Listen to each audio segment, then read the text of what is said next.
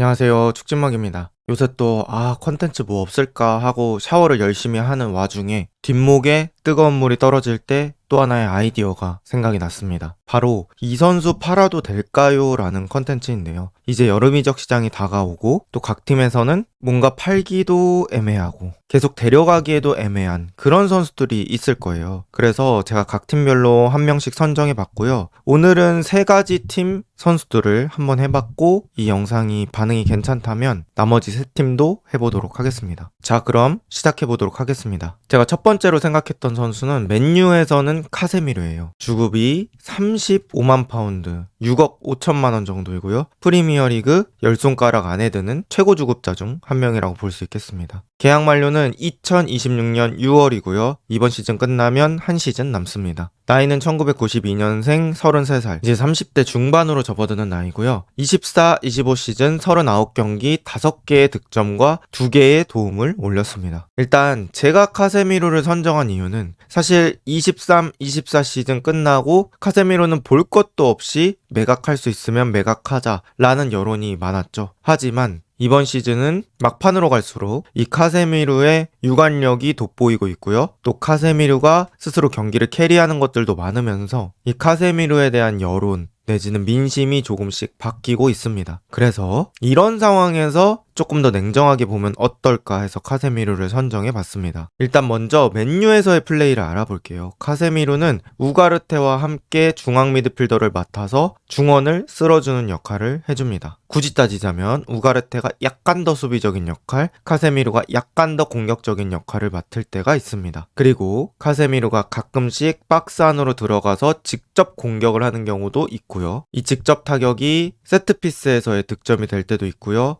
또 박스 안에서 간결한 어시스트가 될 때도 있습니다. 그래서 카세미로가 박스 안으로 들어가는 빈도 대비 꽤나 높은 결과값이 나온다, 이렇게 보시면 될 것 같고요. 윙어에게 받은 공을 잡지 않고 크로스, 이렇게 적어놨는데 뭐 가르나초나 아마드 같은 선수들이 측면에 공을 잡고 상대 선수들을 끌어당겼을 때 카세미로가 그 뒤에 서 있으면서 윙어에게 프리하게 공을 받아주고 그걸 잡지 않고 바로 돌려주는 그런 크로스를 많이 시도합니다. 그리고 그런 크로스는 타이밍적인 측면에서 이득을 많이 가져다 주고요. 생각보다 날카롭게 올라갈 때가 있습니다. 또 최근에는 역습 시에 종종 한 번에 전환해주는 롱패스가 나가주는 그런 기점 패스를 해줄 때가 많고요. 대부분은 공을 뺏어서 브루노에게 배달해주는 그런 역할도 합니다. 그리고 제가 보통 여기에는 장점만 적어놓는데 카세미루는 몸이 안 좋을 때는 이 모든 것들이 떨어집니다. 그러니까 카세미루의 이런 플레이는 결국 신체 능력이 올라왔을 때는 잘 되는데 신체 능력이 올라오지 않았을 때는 뭐 쓸어줄 때 태클이 좀 느리게 나간다든지 너무 빠르게 나간다든지 발을 너무 쉽게 뻗는다든지 패스가 부정확하다든지 그런 문제들이 발생하거든요. 그래서 이렇게 장단점이 공존하는 선수라고 볼 수 있겠고요. 그래서 팔아야 할까 말아야 할까? 일단 팔아야 할 이유를 보겠습니다. 1년 남아서 현금화할 수 있는 마지막 기회입니다. 그래서 카세미로 만약에 사우디 같은 데서 제안 오면 무조건 팔아야 된다, 이렇게 얘기할 수도 있고요. 또 카세미로가 지금 기량이 올라왔을 때 이때 고점 매도를 하는 겁니다. 잘 포장해서 파는 거겠죠.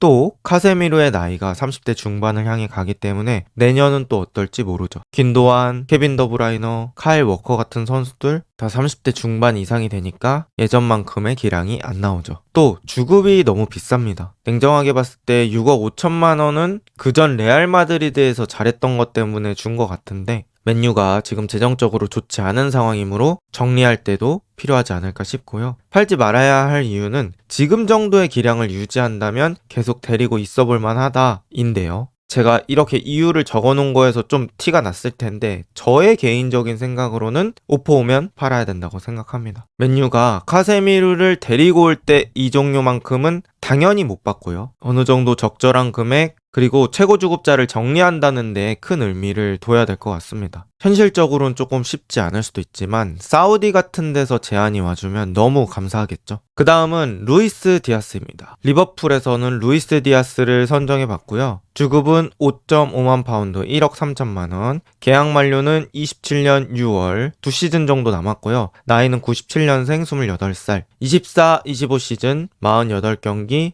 17골 5개의 도움을 기록했습니다. 제가 리버풀에서 루이스 디아스를 선택한 이유는 뭐 다른 아리까리한 선수들도 많았어요. 하지만 이 선수가 되게 여론이 많이 갈리는 것 같더라고요. 제가 개인적으로 생각했을 때도 그렇고, 그래서 루이스 디아스 한번 얘기해 보도록 하겠습니다. 루이스 디아스 리버풀에서의 플레이는 저는 개인적으로 리버풀이 오른쪽에 있는 살라에게 조금 더 지원이 많다고 느껴지거든요. 뭐 오른쪽 풀백 아놀드가 있을 때는 아놀드, 살라, 소보슬라이 이런 선수들이 오른쪽에 많이 뭉쳐서 플레이를 했었는데, 루이스 디아스는 그것만큼은 왼쪽 풀백의 지원이 많지 않았던 것 같아요. 그래서 왼쪽에서 솔로 뽀른반을 한 때가 많았었는데 그때는 성과가 저는 괜찮았다고 봅니다. 그리고 압박 위주의 전술일 때 소보슬라이와 좋은 압박을 보여줄 수 있죠. 루이스 디아스가 제로톱으로 출전했을 때는 소보슬라이와 함께 좋은 압박을 보여주면서 상대의 센터백을 쌈싸먹는 그런 것들을 잘 수행해 줍니다. 그리고 어느 정도 가능한 다대일 돌파라고 써놨는데, 다대일 돌파, 1대1 돌파, 이 돌파력이 괜찮아서 측면을 붕괴시킬 때도 괜찮은 자원이라고 생각합니다. 그리고 공격 1선의 세 자리 모두 가능한 멀티성을 보유하고 있는데요. 왼쪽, 가운데, 오른쪽, 그리고 세컨톱까지 가능한 선수이기 때문에 멀티성이 좋아서 리버풀에서는 활용 가치가 높은 선수다 라고 얘기할 수 있겠습니다. 단점을 따지자면 이 선수는 풀백을 이용하는 데 있어서 조금 아쉬움이 있는 거라든지 축구 지능 같은 측면에서는 조금 더 상승이 돼야 될 것 같고, 그리고 득점력에 좀 기복이 있습니다. 그래서 이런 것들이 디아스의 단점이라고 볼 수 있겠죠. 결국 디아스는 팔아야 할지 말아야 할지 또 얘기를 해볼게요. 팔아야 할 이유는 2년 남아서 딱 팔기 좋은 시기예요. 그리고 내년은 약간 쫄리는 시기겠죠. 1년이 남으니까 다른 팀이 우리 1년 더 기다릴게 하면서 제 안에서 유리한 위치에 설 수 있기 때문에 이번 연도에 좀 정해야 될 것 같습니다. 그리고 루이스 디아스급 윙어도 수요가 적지 않을 것 같아요. 애매할 때도 있지만 좋은 모습 보여줬을 때는 충분히 판매 가치가 있는 선수라고 생각합니다. 그래서 팔만하다는 거죠. 그리고 유럽 왕관을 노린다면 더 높은 클래스의 왼쪽 윙어가 필요하긴 합니다. 하지만 팔지 말아야 할 이유도 있습니다. 루이스 디아스를 명확히 뛰어넘는 선수가 글쎄 라고 생각을 합니다. 지금 나와 있는 왼쪽 윙어 매물 자체가 많지 않은 상황이고요. 또 루이스 디아스를 명확히 찍어 누를 수 있는 정도의 선수들은 이적료가 너무 비쌉니다. 그러다 보니까 리버풀이 이번 시즌 보강해야 되는 자리가 많은 상황에서 루이스 디아스를 팔기는 좀 어렵다는 그런 의견이 나올 수도 있겠죠. 그리고 주급도 그렇게 높지 않고 리버풀에 대한 충성심도 있어서 팔지 말아야 할 이유가 되는 것 같습니다. 저의 개인적인 생각으로는 팔지 말아야 한다로 생각을 하고요. 왜 그러냐면 루이스 디아스를 메인 플랜으로 생각하지 않는다면 저는 꽤나 좋은 자원이라고 생각하거든요. 실력도 막 떨어지는 건 아니고, 그렇다고 해서 주급이 높냐?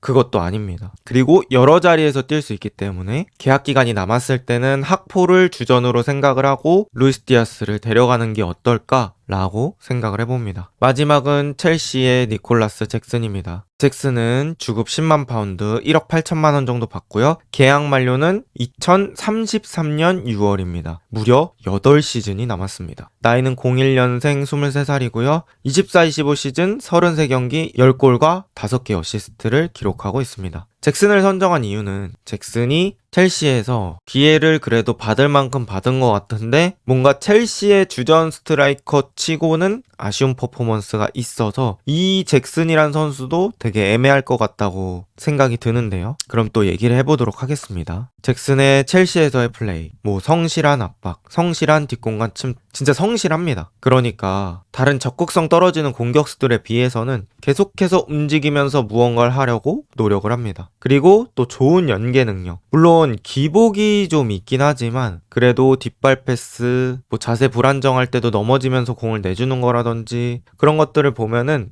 유연한 연계 능력을 가지고 있다, 이렇게 볼 수 있을 것 같고요. 또 박스 안에서도 이 성실함이 계속해서 적용이 되는데요. 그래서 박스 안에서 계속해서 움직여주면서 상대 센터백들 끌어당기고, 그렇게 되면 자연스럽게 미끼 움직임이 되고요. 다른 선수가 더 많은 공간을 부여받을 수 있습니다. 또 역습 시에 숫자를 늘려주는 역할도 해줄 수 있어요. 하지만 빅찬 스미스가 많습니다. 이게 다르게 말하면 오프 더 볼은 좋아요. 그래서 움직임이 너무 좋아서 주지 않을 수 없는 위치에 딱 가 있거든요. 그런데 그것들을 놓치는 것들을 보면 찬 스미스가 많다. 결국에는 공격수라면 마무리 능력이 필요한데 이렇게 생각이 되고요. 가끔씩 감정을 통제 못하는 그런 모습들도 있습니다. 그래서 장점과 단점이 공존하는 선수다. 이렇게 보면 될 것 같고요. 잭슨 팔아야 할까 말아야 할까? 일단 팔아야 할 이유는 챔스에 안정적으로 가려는 팀이 되려면 더 높은 수준의 스트라이커가 필요합니다. 지금보다 힘 좋고요. 버텨줄 줄 알고 또 득점력이 가장 우선시 되어야겠죠. 또 카드 관리를 제대로 못하는데 이러한 카드 관리 능력이 결국에는 중요한 경기에 터져버리면 팀의 시즌 계획에 아주 치명적입니다. 특히나 이번 뉴캐슬전 같은 그런 중요한 경기죠. 팔지 말아야 할 이유는 지금 첼시의 이선을 살리기에는 꽤나 적합한 유형의 공격수예요. 어느 정도 연계 능력 있고 부지런하게 뛰어주면서 자기가 마무리하지 않아도 다른 선수에게 공간을 부여해주는 그런 능력이 있기 때문이죠. 그리고 나이가 아직은 어린 편이기 때문에 고점을 찍고 그 고점을 유지한다면 또 괜찮지 않을까. 또 지금보다 골결이 성장할 가능성도 있지 않을까라는 기대가 있습니다. 그리고 서브로는 쓸만하다고 생각합니다. 잭슨이 본인의 위치를 주전으로 생각하지 않고 서브에 만족할 수 있다면 나쁘지는 않은 선수라고 생각을 하거든요.